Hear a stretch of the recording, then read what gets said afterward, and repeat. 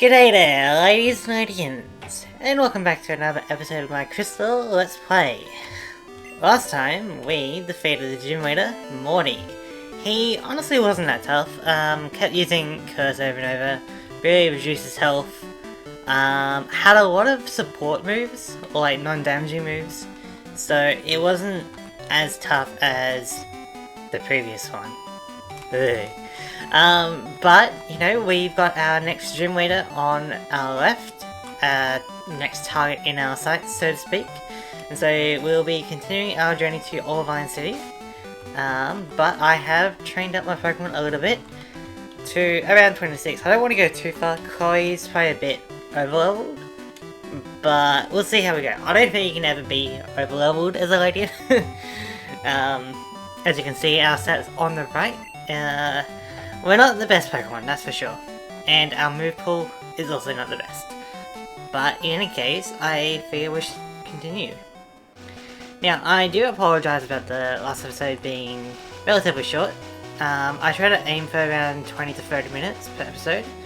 But last time, it was a combination of me not knowing what to do. Or talk about rather. Which I have kind of thought of some things to talk about, so that's something. But it's also winter season here in Australia, so you can understand that sometimes I might be a little bit sick. That's pretty cool with the music. I think it's different during that time, or it might just be it throughout. But yeah, winter season, you know, so when I was recording the last session, I was a little bit sick.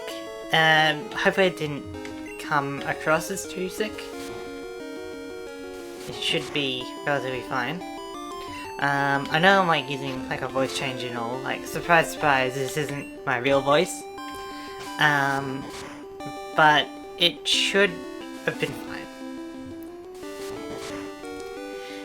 In any case, yeah, today I'm going to try to aim for around 20 to 30 minutes of just us getting to Olivine City.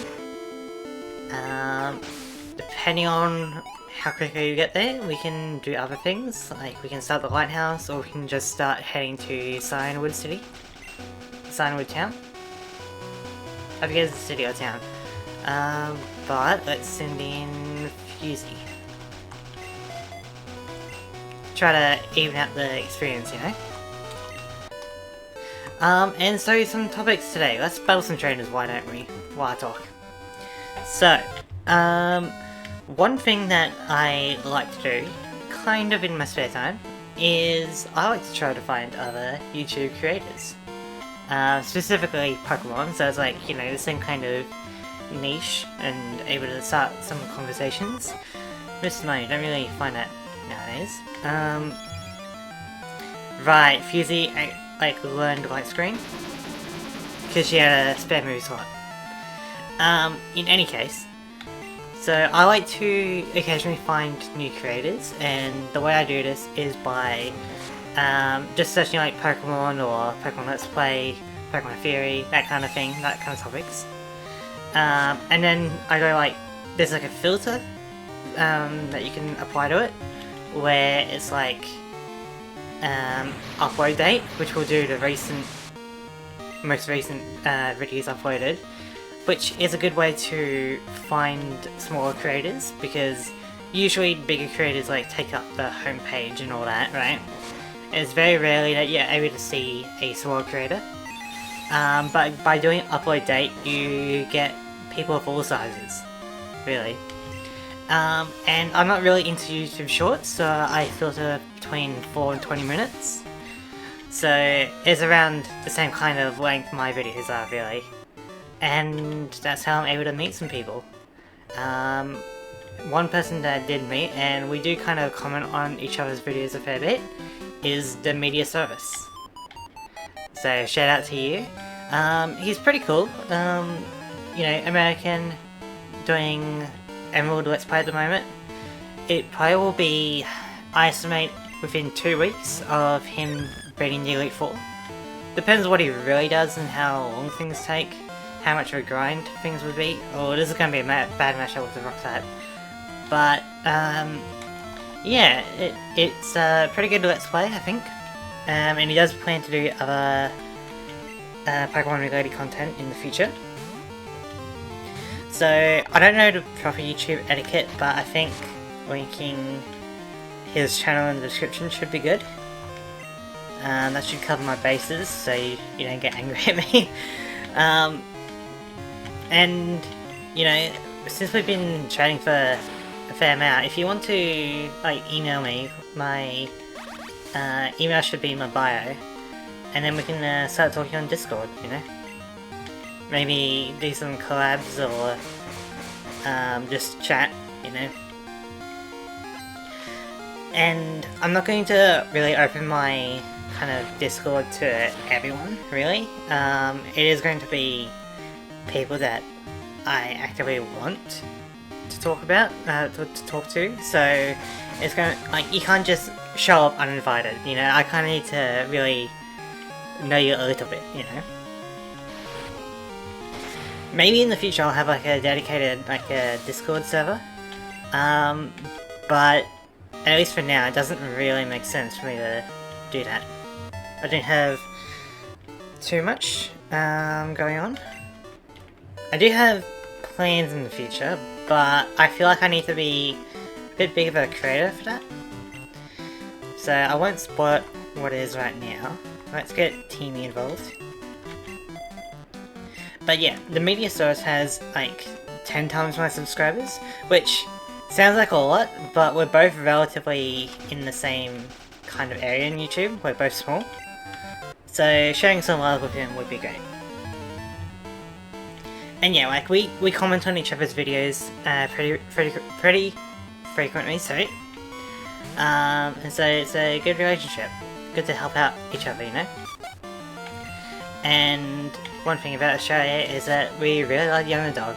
So helping out fellow small creators, I feel like is more important than helping those that are already successful, you know? And so if you do kind of see me comment on your videos, not just the Media-saurus, but other YouTubers in general, sorry, what was I thinking of?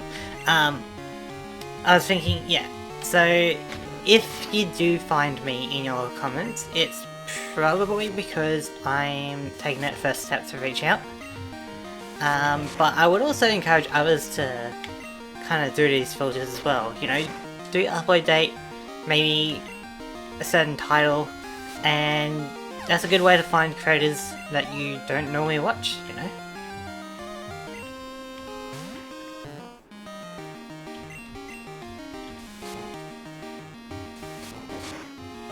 Like, you never know what you'll find. Pokemon Fury videos are pretty frequent. So you can get a broad perspective about, you know, what kind of ideas people come up with. Oh, we're not doing too good with Teamy.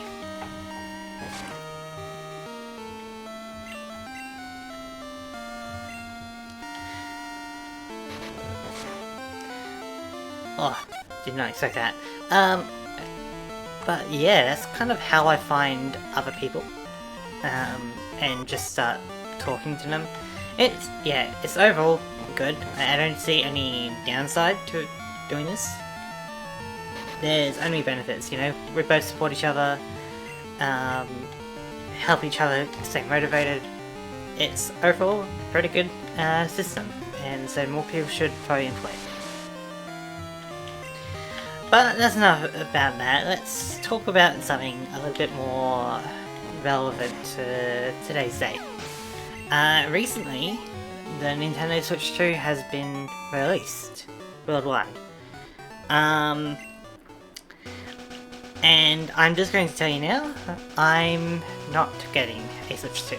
So don't expect any modern Pokemon titles or anything like that, or any kind of discussions about Switch 2 games. Not that I really plan on like having capture cards and all that for modern stuff. I'm very basic with this. Maybe in the future I can figure out how to do some stuff like that, but even now I'm not sure if I would want to play modern Pokemon games. It's not that interesting to me. But I can at least tell you kind of some of the reasons why I'm not that interested in the Switch 2. So first of all, I guess is like a huge one, would be the price. Now we can use the American numbers, that's fine. But just know that the Australian numbers are way higher, that's for sure.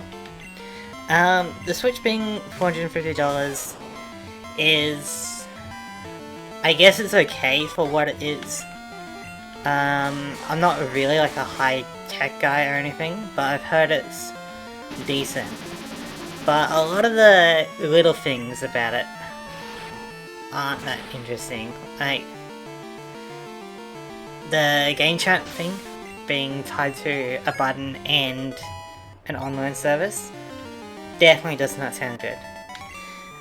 Because I'm, you know, in Australia we don't have the best internet. Like, some places you do, but depending on where you are, you probably don't have good internet. And so the idea of the Switch Online doesn't have as much appeal to me. And so that's things like the expansion, that's online Mario Kart, you know, like a lot of that doesn't apply to me. And so for me, like, Mario Kart World would be the single player or local multiplayer aspect of it. And I don't think there's really enough to in Mario Kart World to really justify its $80 price point. Because the thing with me is that I feel like with the $60 Nintendo Switch games, they haven't really consistently earned that, you know? Like, there's the occasional good game, you know, there's the Breath of the Wild, there's the Mario Odyssey, the Fire Emblem Three Houses, maybe the Kirby game, the 3D one. I'm probably better off using Tackle at this point. But there's so many games that they release at like full price that don't feel worth it. You know, like the sport games, they feel very lackluster. A lot of the Mario Party as well.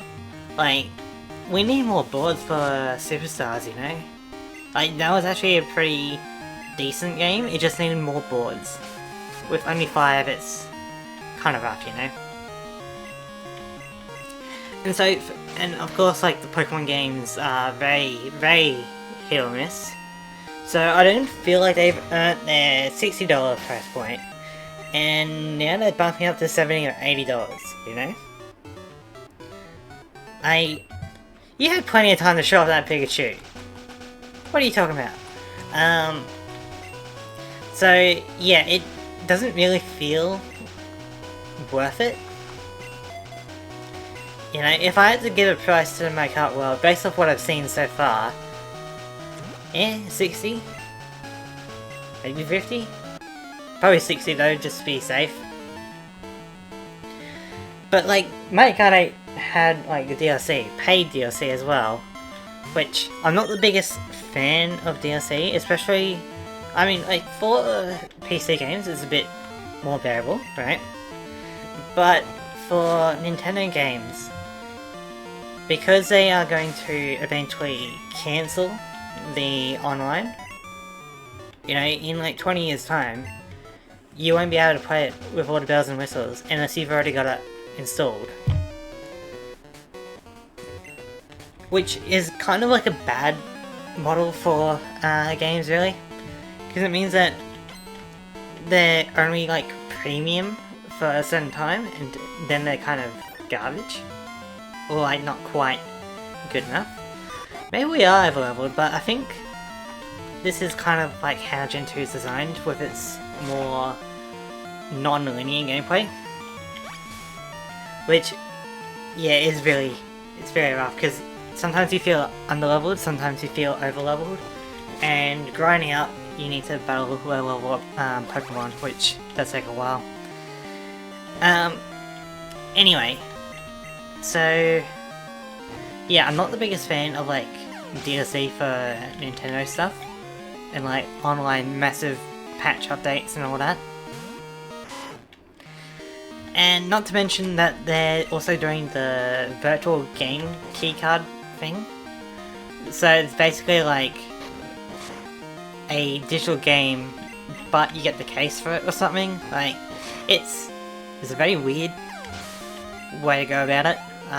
Personally, I would not go for it. And so all of this kind of puts a sour taste in my mouth about the Switch 2. And I've got a Switch Lite, right? And I can use the Australian dollars for this, just so you can understand. I think I got my Switch Lite for, I want to say, either $200 or $300. It might have been around 300, just to be safe.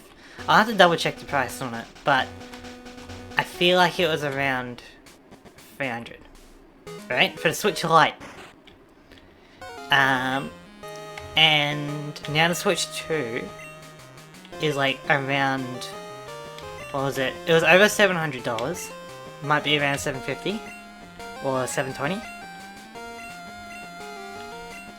So that's like over double the cost of my Switch Lite, and I feel like I'm not going to get much of a bonus out of it. I've already got like a backlog of games, you know. And the thing is that modern games also have to not only compete against themselves, right, amongst other modern games, but they also have to compete with your previous games, you know? So, yeah. But let's get to Cianwood. We'll get our Totodile out and teach it surf. But what I mean is that there's Totodile. We gotta tramp the Butterfree at some point soon, so we can get the Siding onto a neck move. Yeah, so not only are you competing with other games at the current time, but you're also competing with all the retroactive games, you know? Anytime you felt like replaying a game from your childhood, that's what modern games are competing with. You know, so your Banjo-Kazooies, your Final Fantasy, your Dragon Quest. If you have a game that you occasionally go back to, that's what... okay, we got rid of Scratch. Whatever. That's what modern games have to also compete with. And so I feel like there's going to be a time, probably soon, maybe later, where we get to the point where it's just overall better to play older games than it is to play new games. Maybe you've already felt that. Maybe you'll feel it in the future. But yeah, like, you know, it's gonna be like, would you rather pay full price for a new game, or would you rather relive an old game, you know? And I feel like I guess they're trying to promote the newer games by making games temporary with the whole online thing, you know? It effectively means that at some point, your old game that you preferred, right? Let's say you preferred Mario Kart 8, and in about 10 years time or so, you go, oh, I don't want to play the new Mario Kart, I want to play the old one. Well, because the online is off, your old version is not the same version you probably love, you know? And so they're trying to, I guess, make games a bit more temporary so that you would prefer newer games more constantly than you would prefer older games. Which is a very rough spot. So, I'm saying this as I'm playing an old game, right? I could be playing newer Pokemon games, but I kind of prefer the old ones. And so, the Switch 2 is currently competing with Pokemon Crystal, for me. Can you see how that's interesting at least? I'm rather choosing to play Pokemon Crystal than I am willing to get the Switch 2 in my Kart world. You know? I think that's pretty interesting. Come on, we can finish it off with a tackle guaranteed. Maybe not guaranteed, it's like 95% accuracy. Yeah, there we go.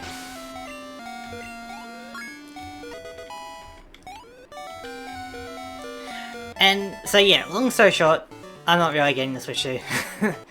Maybe in the future when there's a... Oh my god, Erwin is like my biggest fan. Yeah. He called me this before when I was like grinding on screen. He is definitely my biggest fan. Shout out to Erwin. Yeah, so I'm not getting the Switch 2. Maybe in the future I can get a Switch 2 Lite if it's cheap. I guess also with the current global politics, games aren't exactly cheap, and they're probably not going to stay cheap for a while. I guess also Nintendo don't really do discounts, which is another huge thing. Makes it really hard to want to stay around with Nintendo. But yeah, I at least want to have more options for games on the Switch 2. There's Donkey Kong Bonanza, which does sound cool, but I'm not sure if I'm really interested in it. And then, you know, there's Duskbloods coming out like next year, but that's an online thing, so you already know my thoughts about that. You know? So I feel like in a year or two there'll be more worthwhile options. For me, there would need to be an epic Fire Emblem, maybe a Pokemon game that's above GameCube era. Just saying. God, the cover is going to be very annoying. I guess a more traditional Zelda, with dungeons and key item progression and all that. That'd be great. I don't want like another open world Zelda. I think we already have enough.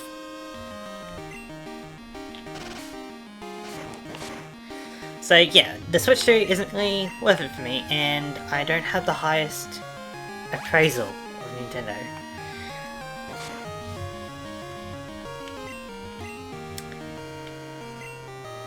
But I think that's best for everyone. In these conditions, you know, it's probably best to spend that money elsewhere. And yeah, like maybe if I was like more focused on the online aspect of it, I could maybe enjoy it. But you know, like I didn't have the best internet growing up, so I prefer more single player or turn-based games. You know, like real-time games online are usually hit or miss with me. Nowadays, internet is a bit better, that's for sure. So I can play more online games, but if I had to pick, I'd pick turn-based because, you know, it's not as crucial if you got like a bit of internet lag, for example.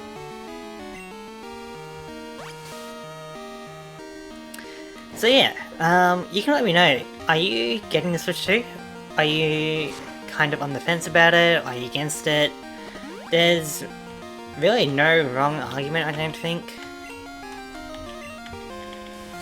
Like, I am curious about how you feel about it, even if you're not a Nintendo guy, in which case, I wonder why you're watching Pokemon related content, but even if you're not interested in Nintendo or the Switch 2, how do you feel about their kind of marketing and everything leading up to the release?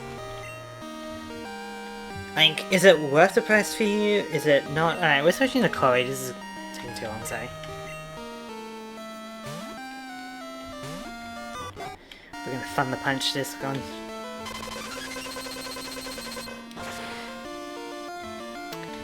Shoulder actually makes a pretty big appearance in my latest Pokemon links, so definitely go check it out.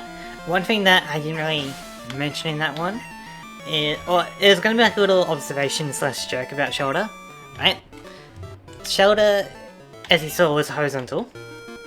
When it evolves, it's vertical. Like, in terms of its head in relation to its body. So, that could... I think that's kind of funny, but it could also just mean that the head is able to rotate. Like the face, rather. We might as well value. Yeah, I just thought that was interesting, because it effectively rotates 9 degrees, you know? Don't really know what to make of it.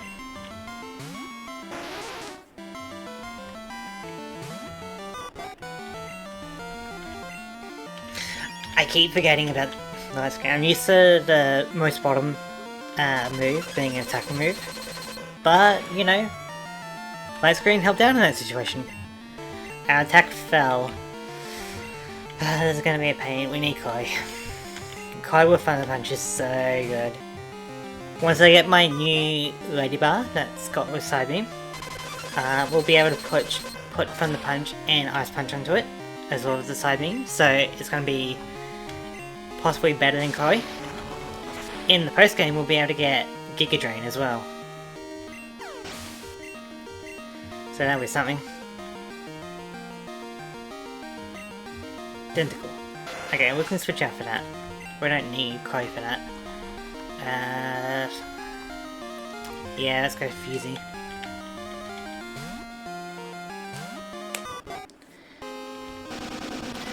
But yeah, like, are you, like, you can let me know in the comments, are you PlayStation, are you Xbox, Nintendo, PC? I am curious. Like, I think you're here because some part of you was Nintendo at some point, or maybe you're just very interested in learning about Pokemon. Either way, I don't mind, but there's a good chance that you were Nintendo at some point. Are you still Nintendo now, or have you kind of fallen off it?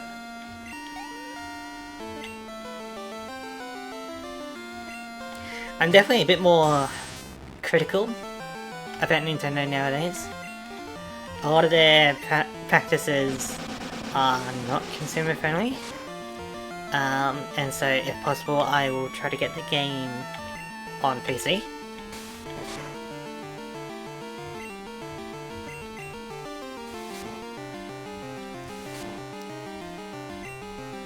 But it needs to be a really good Nintendo game for me to want to get it on Switch, you know? And if anyone's curious about my kind of like preference of flying with Three Houses or Engage, I definitely prefer Three Houses, that's for sure. I played a little bit of Engage, and I did not like it. I just love the kind of gameplay loop in Three Houses. It's probably like within my top 10, that's for sure. Okay, we can still make our way to Cianwood, and then we can call it there for today. We should be kind of close. We might try and avoid you. No, not today.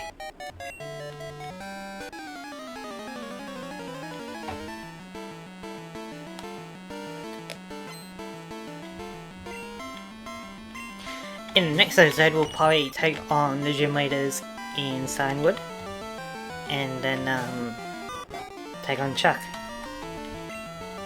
I think it should be doable.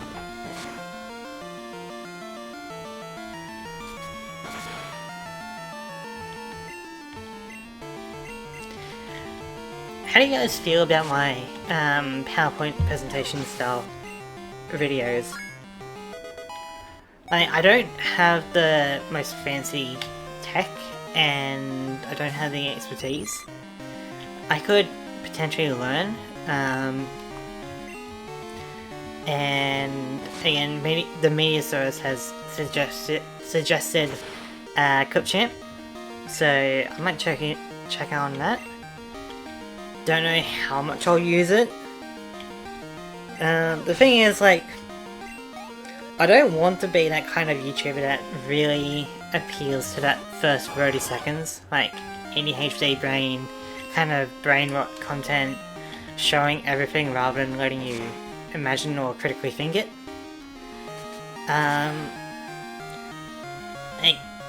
And so I guess in a roundabout way, my PowerPoint style videos makes me unique compared to other creators.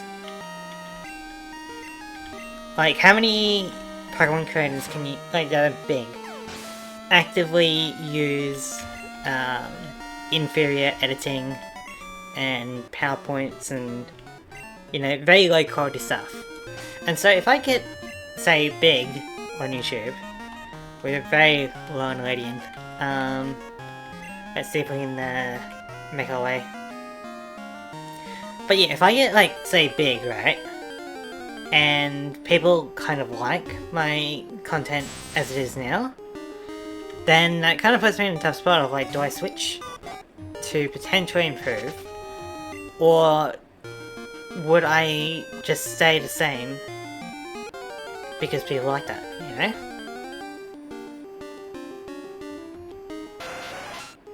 It's a very interesting dilemma. Whether you need to improve, to constantly improve, or if you can stay the same and just get bigger, I guess. We're almost there, come on.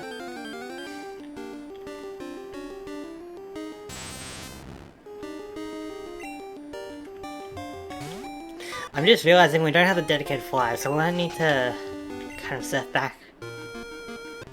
But that is fine.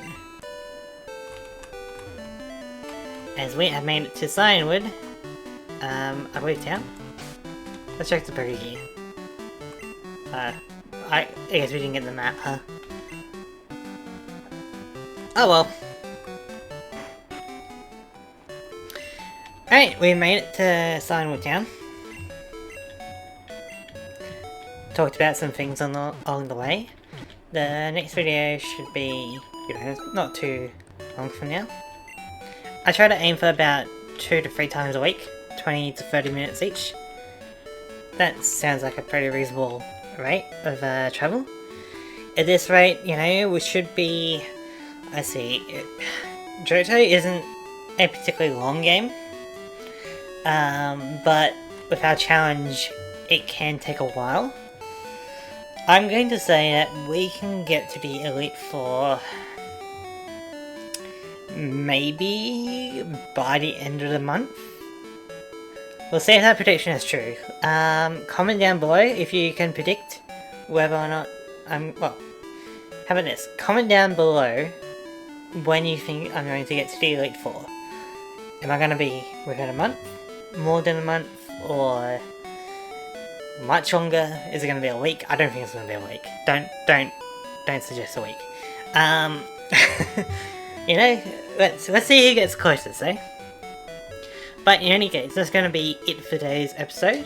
So I'd like to thank you for watching.